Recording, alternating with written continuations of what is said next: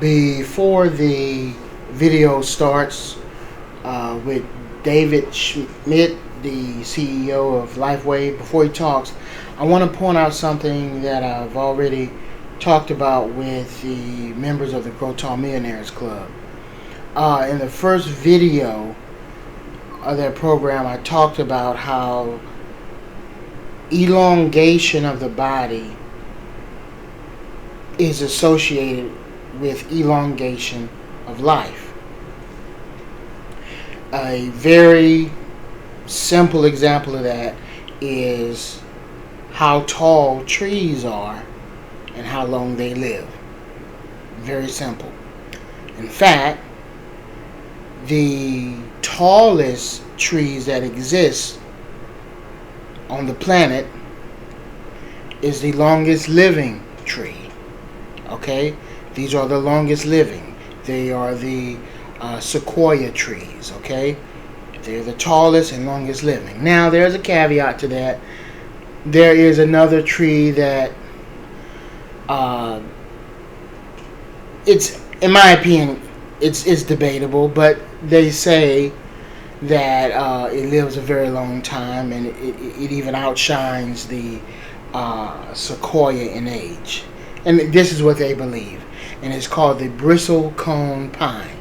And that tree is very short and ugly. And and it may be true. It may be true that it lives 5,000 years. That may be true. But I'm not positive that it's true. But next to that tree is a sequoia.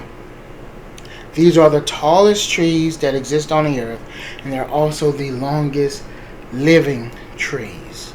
Okay? If you don't want to think about the bristlecone pine. Now,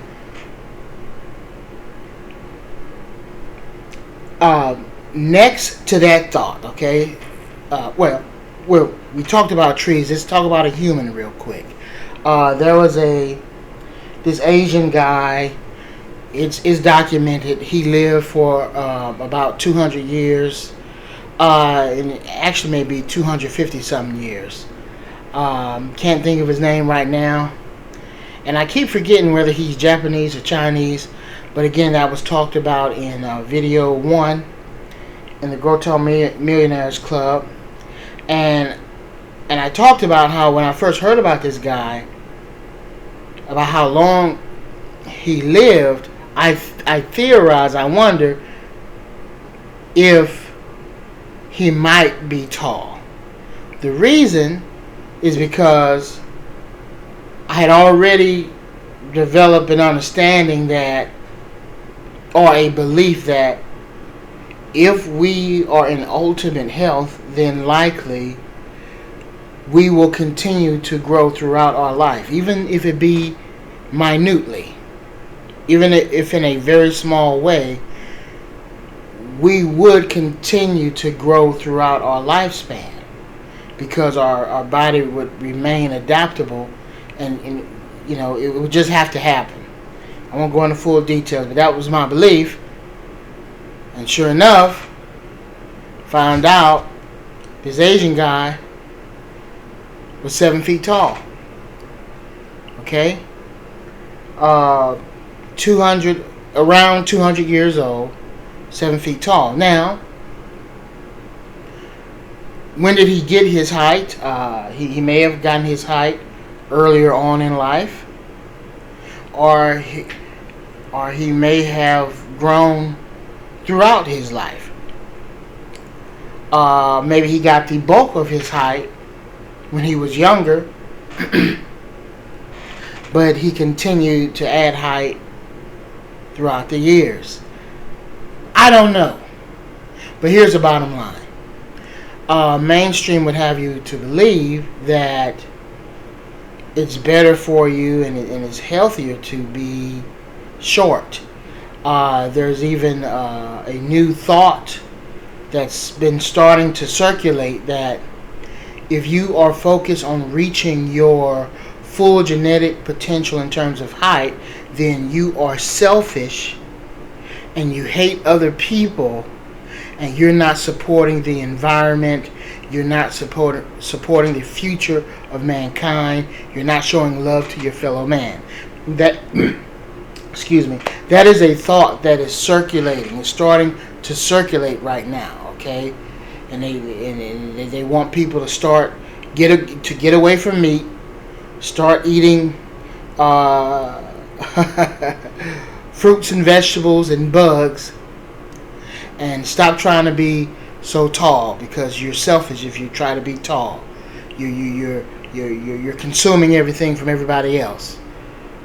Bad. Okay, so that's the thought of today. But in reality, first of all, there's far more abundance on the earth. Period. But in terms of height, nature has shown us that actually height is a sign of health, vibrant health. The healthier you are, the taller you are. And I believe the reason that I did not reach my genetic potential growing up is because I was not eating as healthy as I should have for my goals. But I was ignorant. I didn't know, And there's a whole lot of other, issues at play. But anyway, that's the main thought here, that there is an association with lengthening of the body and lengthening of lifespan. So those are two examples, one in human, one in trees. Now there are going to be two more examples in this video presentation. You're going to see the example of the bee, the honeybees, the queen bee, living 50 to 60 times longer than the worker bee, and the queen bee is literally longer than the worker bee. You're going to see this also in the case of ants. I believe the queen ant lives, I believe it's 5 or 6 times longer, or 10 times longer than the worker ant, and the queen ant is literally longer than the worker ant. So in nature there is a correlation between lengthening of days and lengthening of the body. Okay? So when we talk about age reversal, when we talk about living longer, we're naturally talking about height increase, whether we realize it or not, because we are elongating the capacity for us to increase our height. All the time I talk about the height I was experiencing in my 30s, and it's like, well, hey, I don't even need to go back to my teenage years. If I could just be in my mid-30s again, okay, or my early 30s again, I'm good to go. Hey, I may be fine right now, but this is the concept here. This is the concept. Just elongating that period where we are able to maximize our growth, maximize our height. Can we get back, like me, I'm 44. Can I get back to 34? Hey, I could be there now, but I'm just saying. Could I get back to 34? What about 24? Okay? I don't need to be 14 again, but hey, 24. Yeah, I can do some damage at 24. I can do some damage. Okay? How about 21? Can we inch it over to 21? You see? Some people, all they focus on is growth plate. It's like, hey, chill out. There's a saying, you can't see the forest because you're too busy looking at the trees. I think that's the way to say it. And so they looking at the this little thing like growth plate, But, there's a bigger picture here, okay? And as you talked about in the 6-hour video, the Samburu, apparently there's an understanding that a boy is growing from 14 to 34. And I'm sure between that time, the growth plates probably close somewhere in there. But that's not the only way a person grows. This is what I'm saying. I'm saying a growth plate is one of the ways, and it's a good way, but I also believe that the body has other ways of elongating bones. Okay? So anyway, I'm trying to keep this message short so we can get to the video, but I have to mention this thing about a plant hormone that is it's a plant hormone that is involved in growth. Plants have different growth hormones.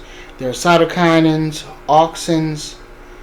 There might be another one, but the three for sure that I know of and can remember right now are cytokinins, auxins, and gibberellins.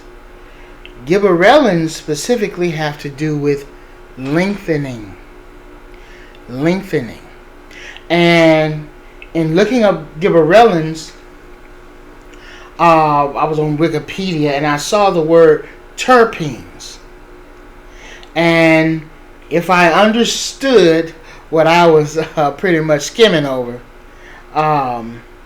it appears that gibberellins are abundantly in terpenes. Okay? And of course that made me think of turpentine and stuff like that. I just, to keep this short, let me just read this definition here of terpenes, a simplified definition. Terpenes, a type of strong smelling chemical substance found in some plants, especially trees that have cones. Okay. I hope I'm not wrong, but the giant sequoia is a tree with cones. It is a coniferous evergreen. Okay? And see, this is the cool thing about truth. It don't matter what angle. It don't matter what angle you come at it. Okay? Everything gets aligned. And so here in this video, you're going to hear some things. He going to be attacking this age reversal stuff from a whole different angle. But you're going to hear some repeating themes. That's the thing about the truth. And you know that you're getting close, because it's like you're getting a 3D and a 4D picture of the whole deal. But anyway, if you notice here, these terpenes, which are associated with gibberellins, which is an elongating of the body. It elongates the body of plants. This is what gibberellins do. It can make plants freakishly long. Okay? So these gibberellins, they tend, from what I understand, they are abundantly associated with terpenes. And here, terpenes you find in coniferous trees, which incidentally tend to have longer lifespans than other trees. Not just a sequoia. See what it says here? Coniferous evergreens are some of the longest lived trees, with certain species having the potential to live more than 2,000 years. The sequoia is about 3,500 years. Okay? But you got some that live less, but it's still thousands of years. Again, lengthening of body, lengthening of life. Terpenes, gibberellins. Want to hear some cool? This stuff seems to go back to Scripture. See, when we go back to the that simplified definition, what is the first 5 words of that simplified definition? A type of strong smelling. A type of strong smelling chemical substance found in some plants. So, and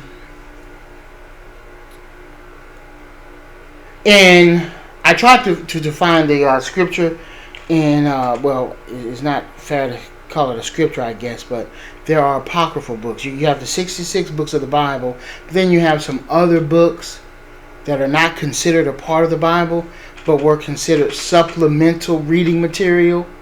Okay? And it even seems that Jesus may have read books of the Apocrypha. Okay, one of those books is the book of Enoch. Then you have the book of Jasher, the book of Jubilees, the different books of the Apocrypha. Anyway, they are ancient writings. Okay? And they have some historical value, although it's not considered to be like 100% true. But a lot of the stuff that's in there is regarded as true enough. Okay? Kind of like history books. Okay? And that's my view of the apocryphal books. They were kind of like history books. Anyway, in those books it talked about the tree of life. You know what it said about that tree of life? It had a very strong smell. And this was the tree of life. A tree that elongated life had a very strong smell. The smell was overwhelming. It was pleasant. It was very pleasant. But it was very aromatic. Very aromatic. And I thought that was interesting. Because when I'm looking up a plant proteins that elongates the body, and I'm already learning that things that elongate the body tend to elongate life. So this plant protein that elongates,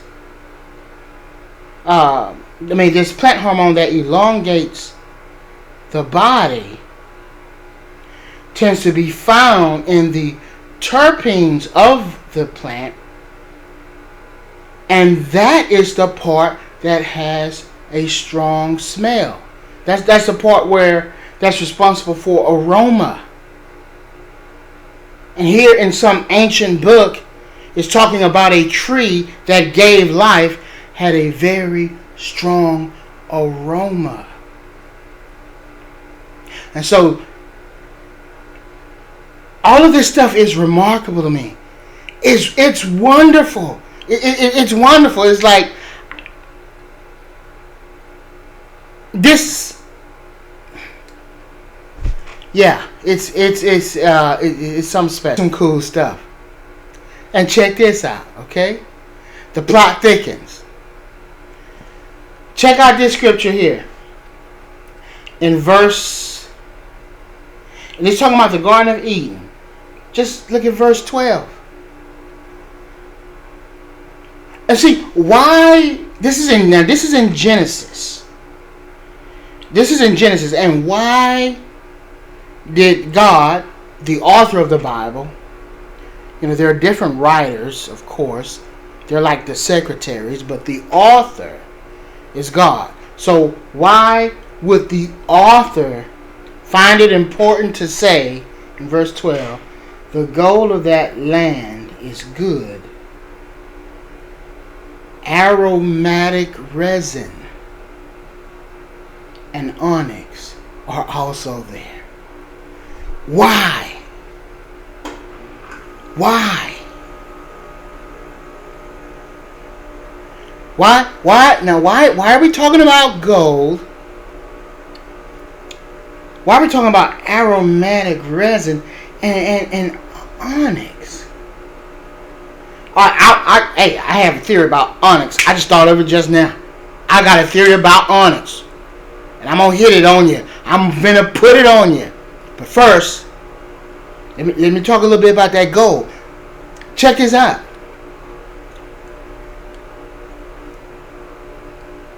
Well, first of all, it's interesting that in the video you're about to see, he does an experiment with colloidal gold. Is he why? He could have did colloidal silver. He could have did colloidal copper. But in the presentation where he is talking about elongation of life, he messing with colloidal gold. Why? It's just a thought. I wondered. I know he does claim to be a Christian, okay? And so, hey, there's so much to learn. It's so much to learn. But I just think it's interesting. He did this cool experiment with colloidal gold. It is cool. Make sure you watch it to that point. But a couple of things I do know about gold is that it is good for the brain. Colloidal gold is excellent for the brain, nerve generation, depression, all kinds of stuff.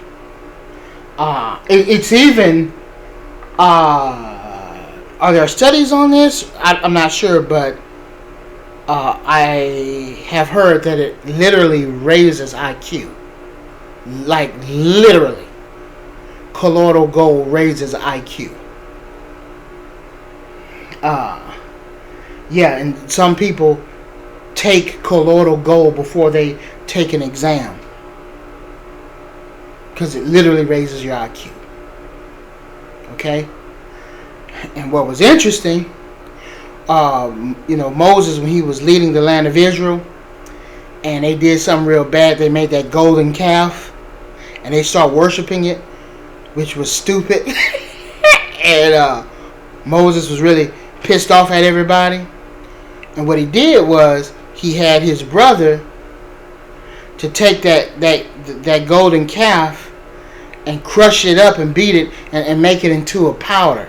I think he made it into a fine powder. And then his he had that golden powder thrown into a river or a stream, and then he made the people drink it. And so I always wondered, growing up, why did he do that? That's weird. You crush your gold into a fine powder, and then you make the people drink it. The people you're mad at, you make them drink it. Why? And maybe Moses was thinking like, y'all big dummies, you dumb idiots. God done brought you from Egypt, done split the Red Sea, and you over here worshiping the golden calf. Y'all done lost some IQ points. Drink this colloidal gold. Maybe that's what he was doing. I don't know.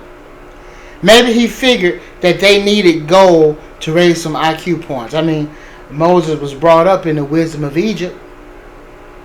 He was brought up in the royal house. So maybe he had learned alchemy or something, and he knew about the properties of gold.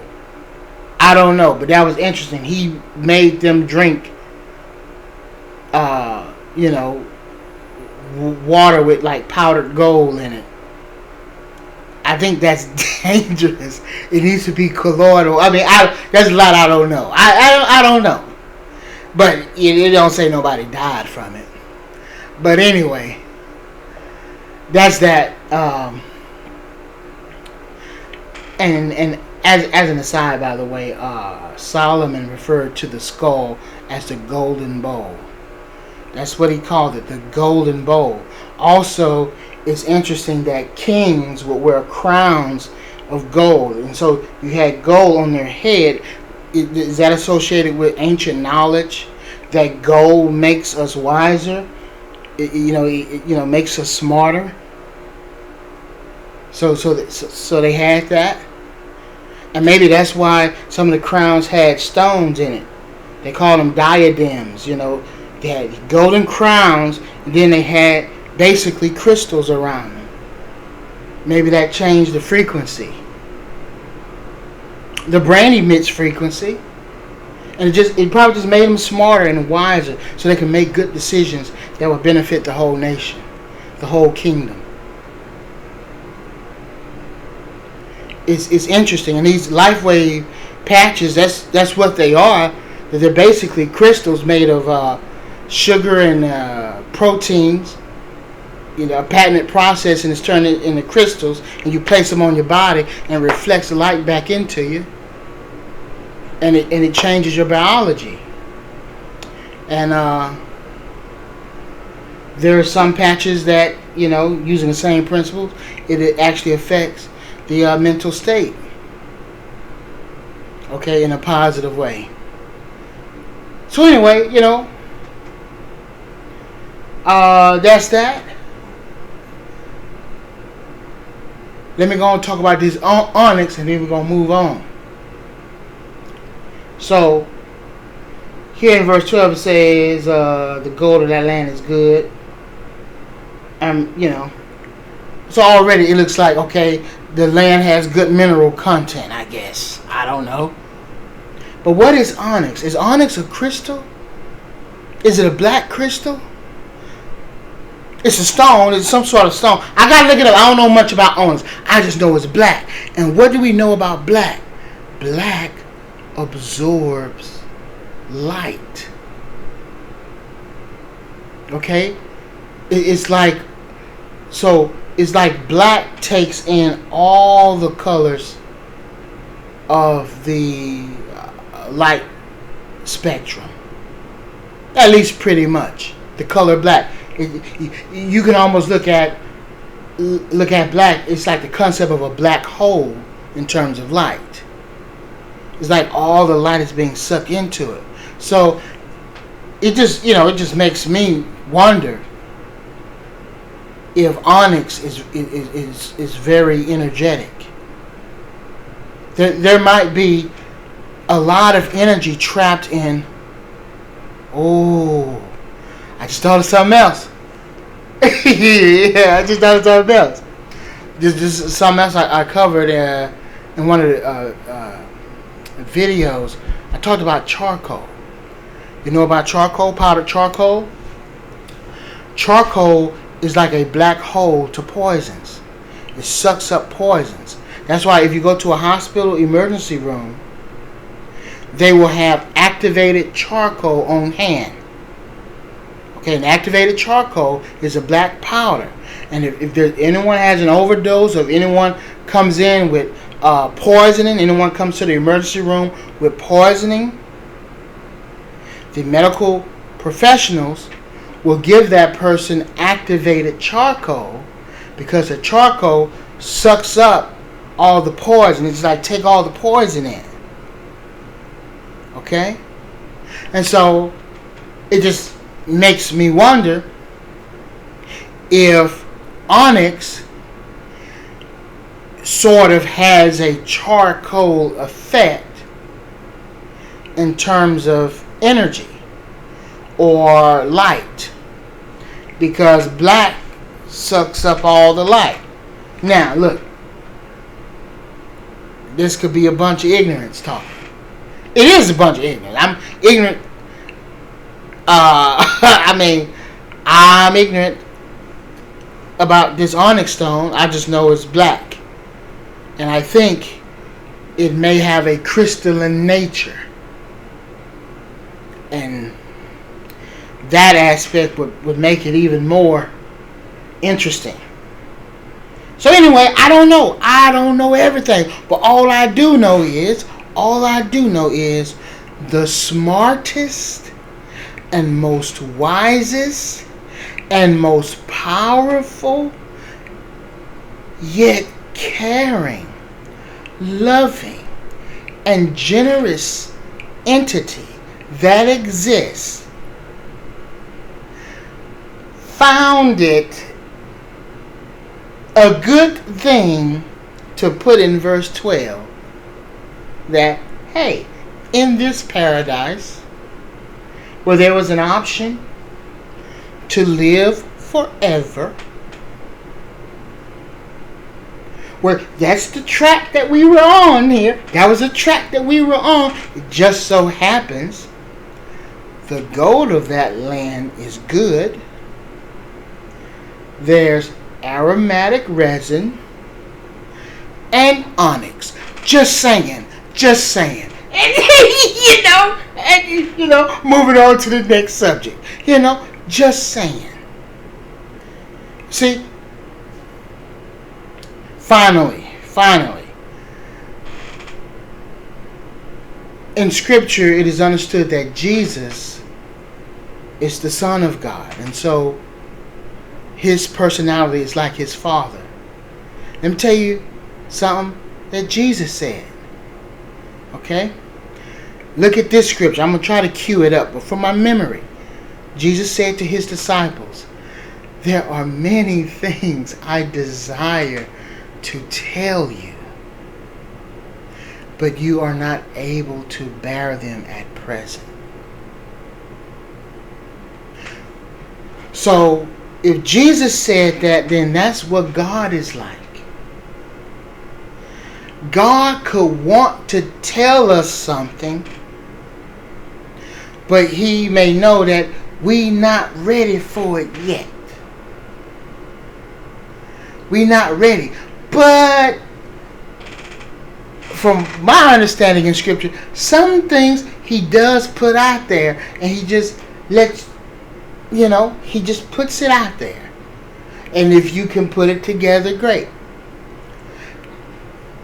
For instance, one thing me and my brother put together is that in the future, earthquakes will be man-made. And that's one thing I'll talk about in future videos. Yes, mankind would make earthquakes, like the earthquake that happened in the Gobble Gobble place, in the place with it sounds like it's a place with the name of an animal that goes gobble gobble. And in November, people really like to eat this animal. Well, that earthquake was man-made. That's understood. If you know anything about anything, it's man-made. But how do me and my brother know that earthquakes would be man-made? It was because when the disciples asked Jesus, "Hey Jesus, what will be the sign of the end? How will we know when the end is about to come?" And Jesus started listing things. He said there are going to be wars and reports of wars. There are going to be food shortages. There are going to be pestilence, diseases. And there are going to be earthquakes. And then people are going to be killing folk. And it's like everything Jesus mentioned was man-made. So why wouldn't earthquakes be man-made? But see, Jesus didn't up and say, mankind gonna be making earthquakes. It's like if Jesus said that, that probably would sound so crazy, a lot of people wouldn't be able to digest it. We talking about 2,000 years ago, people wouldn't be able to wrap their head around that. How can mankind move the earth?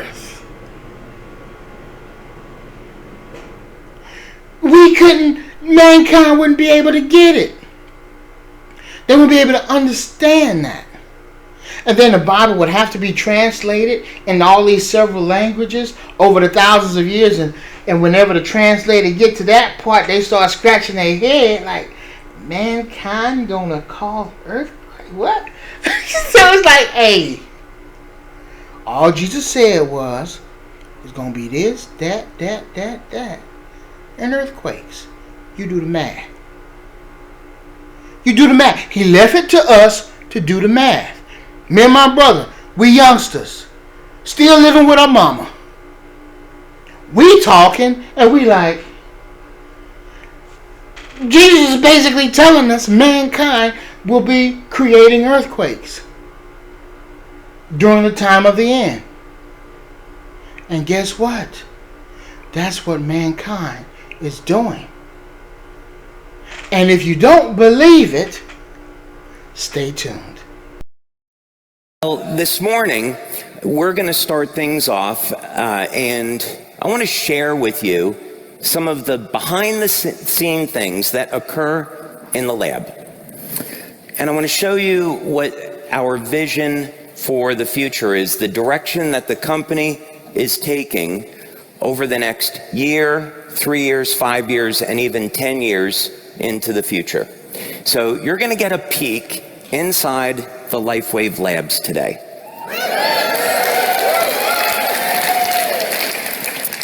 So let's go ahead to frame this properly. I want to take a few minutes and look back at where we started. It's really good to have some perspective as to where we started, where we've been. I know that a lot of you are new. You've only been in Lifewave maybe a few weeks, a few months. And it's important for you to have this perspective so that when you see where it is that we're heading, you'll have a better frame of reference for it. So let's take a look back now. I started the company in 2002 and took 2 years to do clinical studies, set up manufacturing, look for how were we going to market this technology. And then in 2004, we went to market with Energy Enhancer. That was our very first product. Now, that means last month was 20 years for me with this company.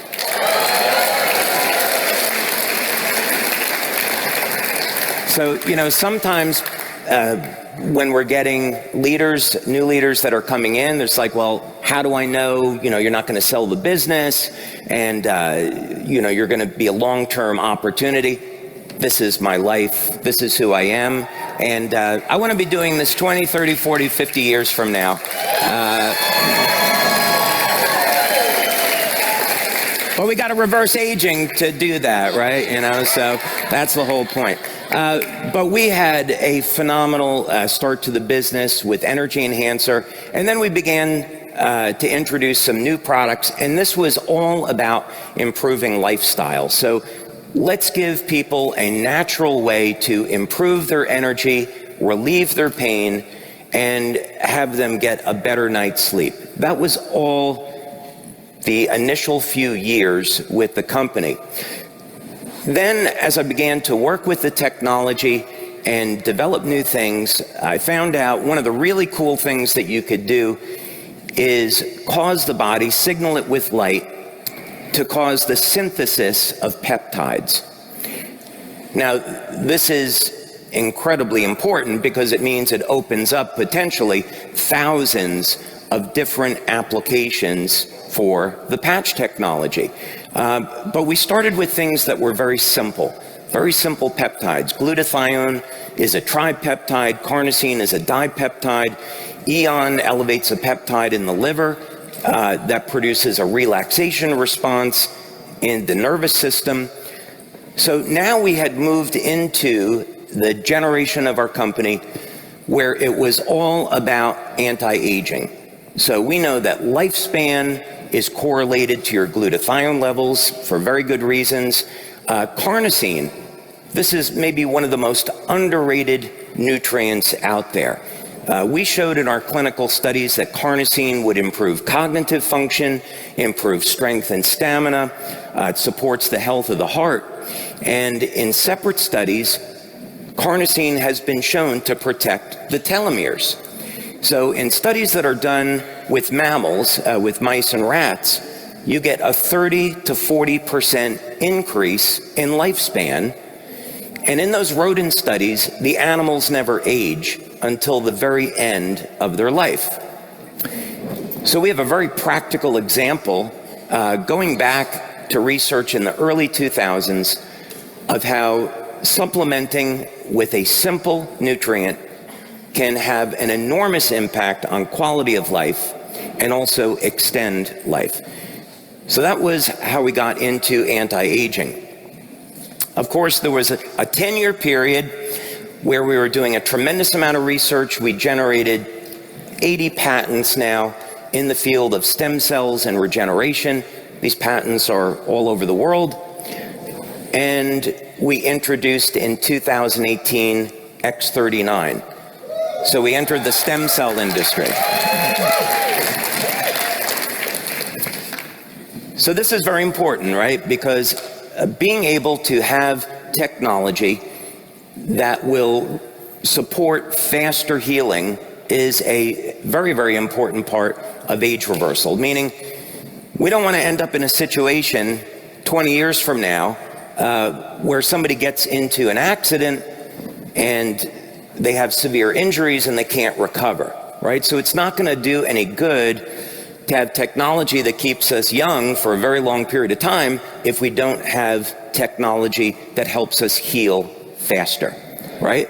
So this is a very, very important part of that overall picture.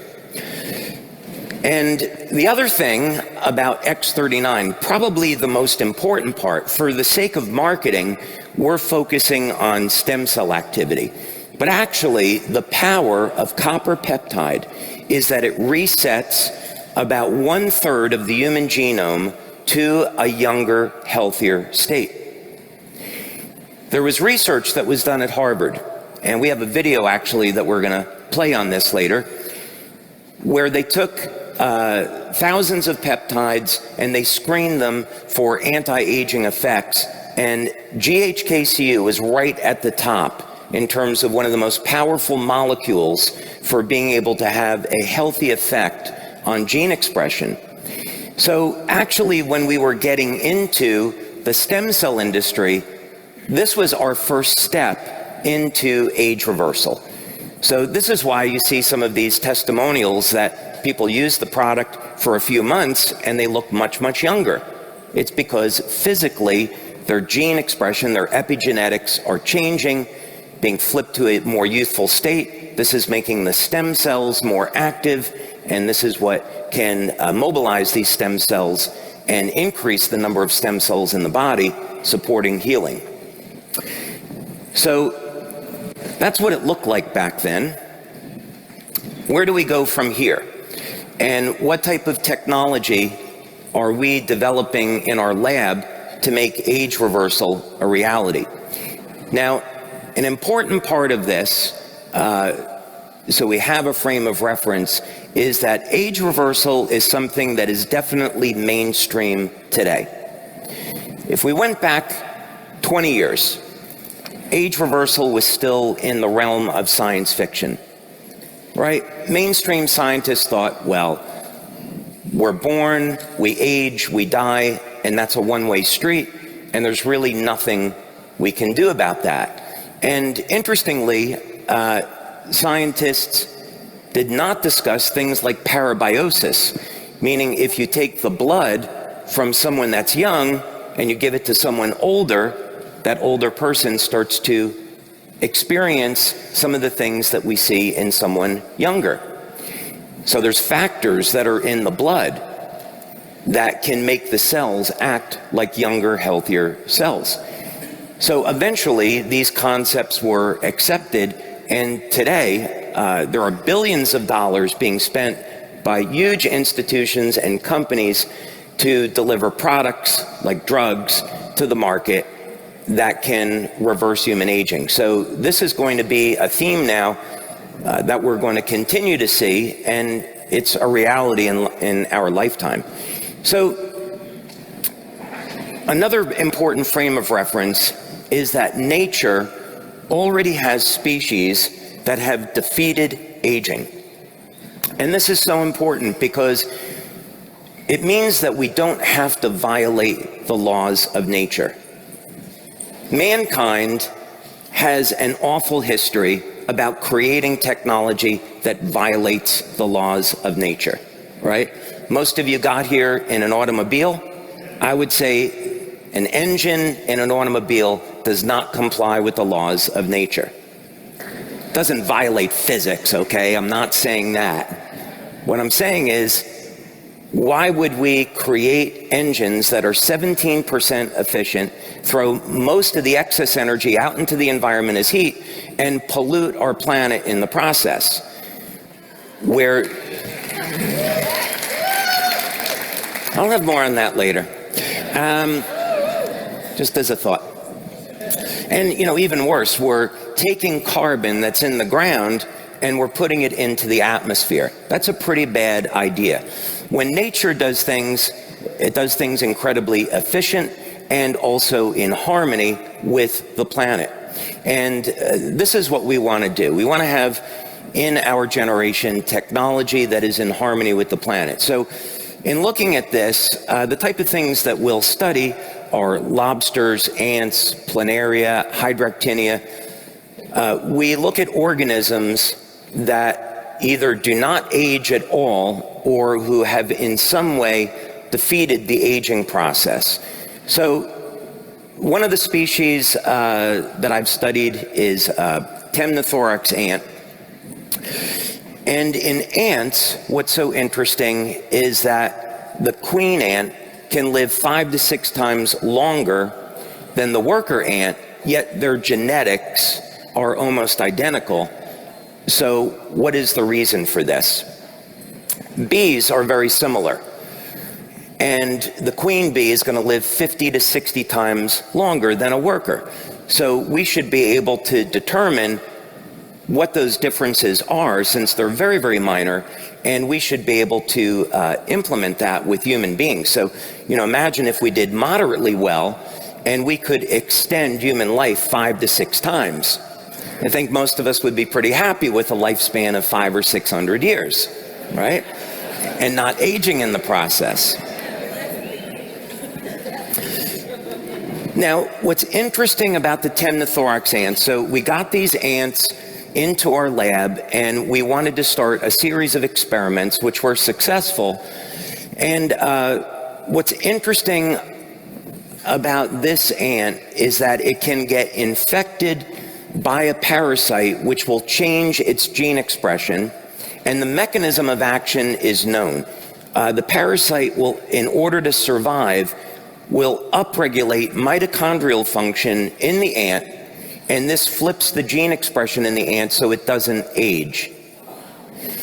So here we have a very good model that supports the idea that if we enhance the function of the mitochondria, we can extend human life. Well, that's at least the hope, right?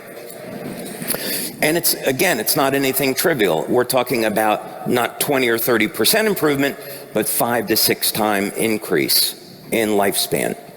So the big question is, could it work in human beings? Do we have any other examples that we could look at to say, yeah, this might be possible? Well, of course, first example that we'll use, and a man that I think should win a Nobel Prize, is Dr. Laurent Picard.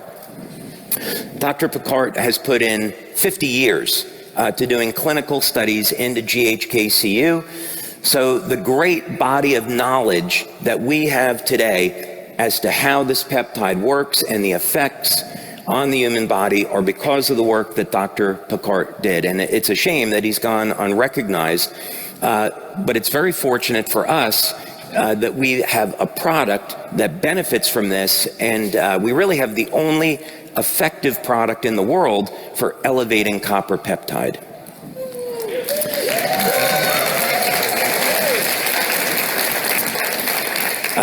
The second example of this that goes back to the 90s, very simple. This is the combination of an amino acid, acetyl L-carnitine, with an antioxidant, alpha-lipoic acid. And it was discovered by Dr. Ames that if you put these nutrients into solution in a culture of older cells, those older cells would start to behave like younger, healthier cells, And no surprise, it was because these nutrients have a beneficial effect on mitochondrial function. Now, oxytocin is known as the hormone of love or of bonding. And so people that are in loving relationships have naturally elevated levels of oxytocin. And a very important thing about oxytocin is that it has a significant impact on aging. Namely, you can create a culture, in this case of muscle tissue, and expose it to a solution of oxytocin, and the muscle tissue will revert to younger, healthier tissue. So here we have a very powerful example for you men that aren't in loving relationships. Stop playing around, commit to your significant other, get into a loving relationship.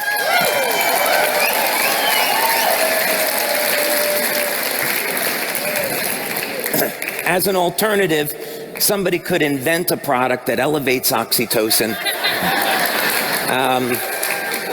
It yet remains to be seen if that will happen. Hint.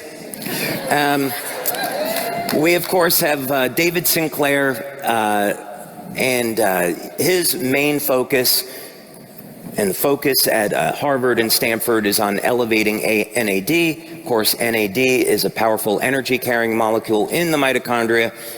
And again, it's been shown that when you use this molecule, it can improve mitochondrial function and have a beneficial effect on gene expression. There's a few points where I would disagree with some of the outcomes of what they think will happen with this, but nevertheless, I'm not downplaying the importance of NAD. And then I mentioned parabiosis, and there's any number of different peptides in the blood that can have an effect in terms of regenerating the cells. GDF11 is one of them. There's growth hormone, testosterone, there's many others.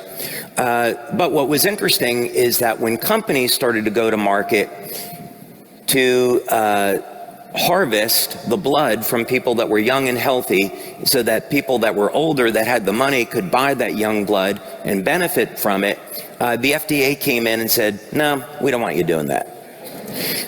It's odd to me, given that blood donations happen all the time. So why would the FDA not want people to be young and healthy?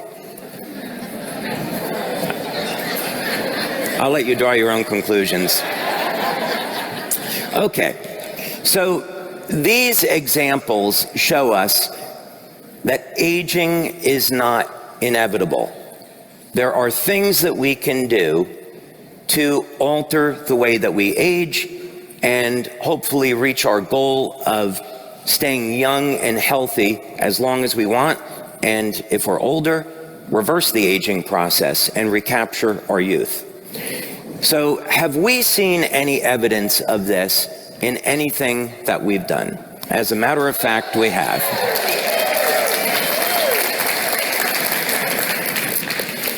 So the first thing we'll talk about is telomere research, and we have worked with a very well-known medical doctor.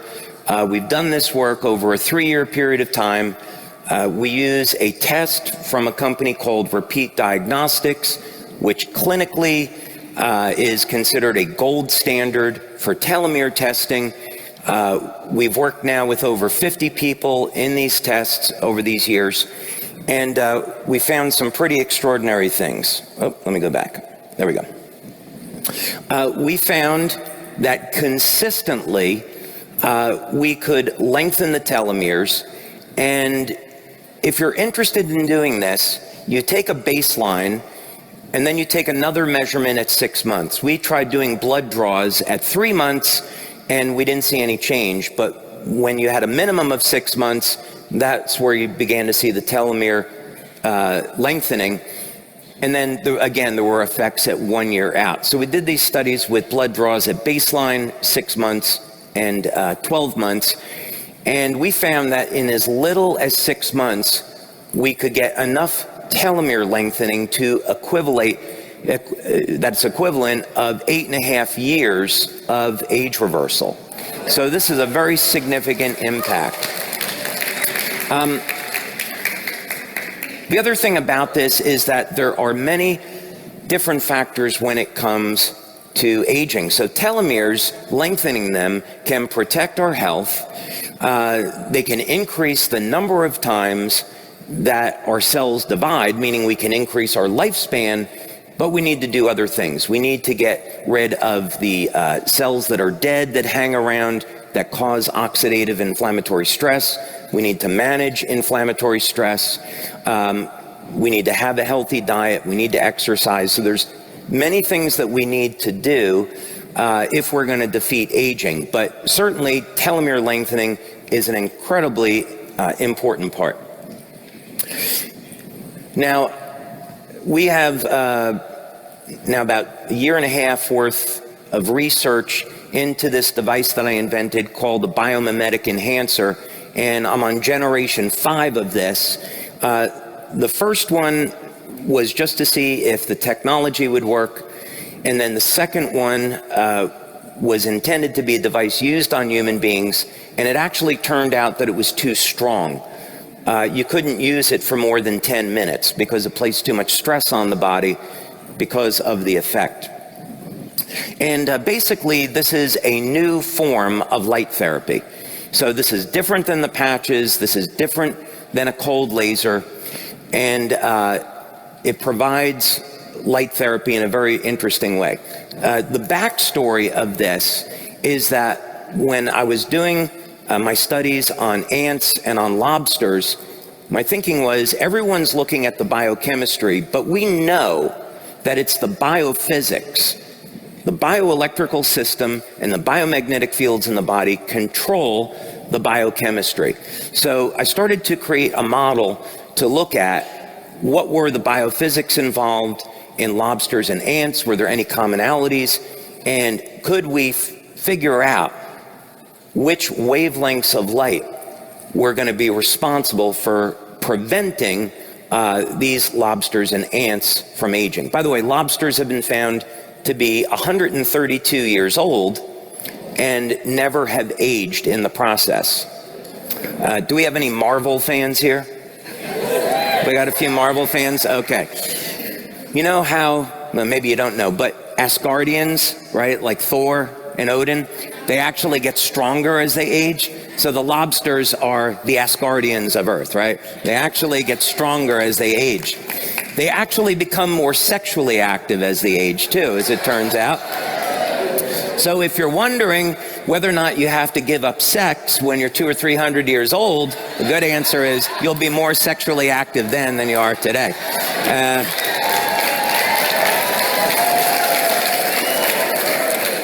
It probably explains why Noah was having kids at 550 years old, all right?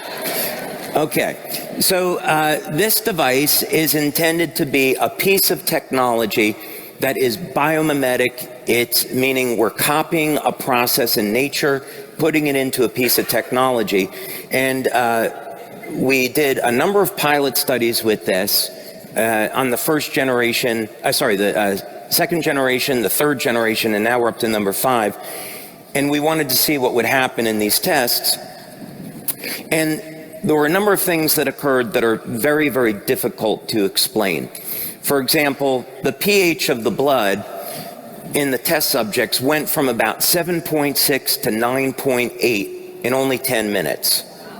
But yet it did that without any change in the dissolved solids, meaning potassium is going to be the most powerful regulator of pH. That was discovered at Oxford. So when you're eating vegetables that are high in potassium, the alkalinity is actually coming from potassium, right? And so somehow this technology was able to increase the pH without changing the amount of electrolytes in the body. And we don't know how that's possible yet.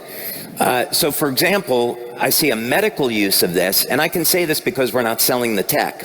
I see a medical use for this is that we know that cancer cells reproduce anaerobically, and as a result, they produce lactic acid through their metabolism.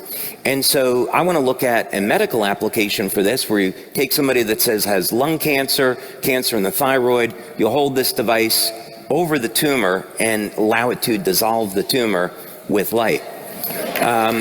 So that's where I think something like this could go. The other thing that it showed, which was really weird, it was creating some kind of energy field around the body that shows there's an immediate decrease in fat and increase in muscle. So we don't know why the equipment would show that. And when we measure aging, we want to look at the total. One of the measures that we want to look at is the size of the cell. So in other words, the electrical potential of the cell is optimum when we're young and healthy. And then about age 25, the fibroblasts begin to decrease production of collagen, and collagen is what holds the cells together. It's called the cytoskeleton, and the most abundant protein in the body, of course, is collagen. So what that means is that after the age of 25, we're aging, the collagen production is going down, the cell is shrinking. This inhibits the ability of the cells to hold water, and the electrical charge around the cell decreases. And as the cells divide, this reduces the amount of energy transfer that occurs in a back EMF over to the new cells being created. What this simply means is that if we can expand the cells and get them back into a more youthful state, that is a very important part of age reversal. And we found that this device would equate to about a 3-year reversal in age in about 10 minutes. So why aren't we using it now? The reason is because having an alkalinity in your blood of 9.8 all the time is not a good thing, and is going to overstress the cells. So we know the tech works. Now it's a matter of refining it, and I think we're getting there very, very nicely. Okay.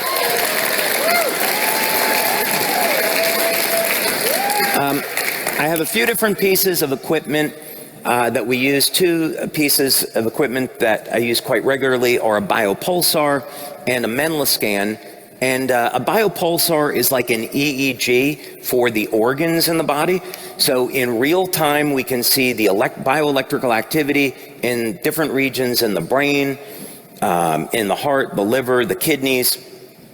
And then it can take all of that data and distill it down into a graph, which I'll show you, a visual image. So this would be a baseline reading that's normal.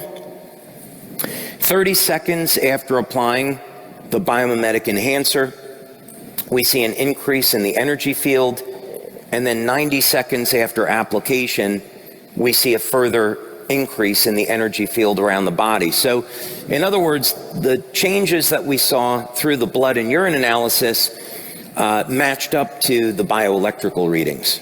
Very powerful effect very quickly. Now, we want to create a Lifewave lifestyle. So when you wake up in the morning, you're drinking water, and you should be drinking water now because it's a great way to help manage weight, clear toxins out, and give your body the water that it needs to produce energy. But wouldn't it be great if we could drink water that reversed the aging process?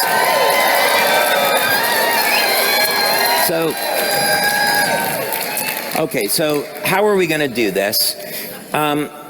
You might recognize this as ice. And so I want to do some experiments. That is just a mark on there, so I know it's normal ice. But we did some experiments, and in our lab, we created a machine that restructures water in an entirely new way. So this is not alkaline water, it's not clustered water. This is something entirely different.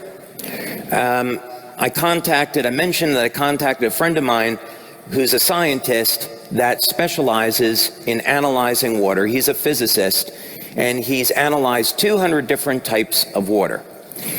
And I sent him what I'm about to show you, and I said, well, what do you think about this? And he said, I have never seen anything like this before.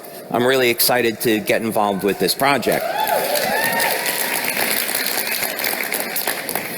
So, what we want to do with this, the whole goal was to put energy into water so that when you drink it, it releases that energy into the body and triggers a regenerative effect.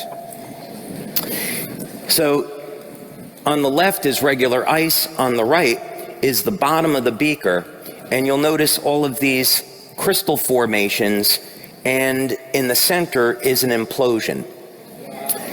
So normally with ice it expands as it freezes, and this water doesn't behave that way. It actually implodes, and some really unusual things happen. That was one of the first samples that I made, and you can clearly see an energy vortex that's frozen in the center. So what's going on here is that as the water freezes, the energy is released and it implodes and forms this vortex pattern. By changing the settings on the equipment, interestingly enough, we can get different effects. And this is good because, as we know, each organ in the body, different cells have their own resonant frequency. So this means we can create custom water that goes to your heart, water that goes to your brain, water that goes over to your liver, and so on and so forth.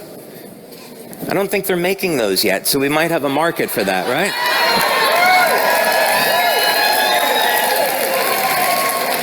Oh, I'm good, Renata, thank you. Okay, here's another view of this so you can get different view from it. And so this has been highly repeatable. It wasn't an accident. Sometimes when we change the settings, we still get an implosion, but we get these other beautiful crystal formations that happen.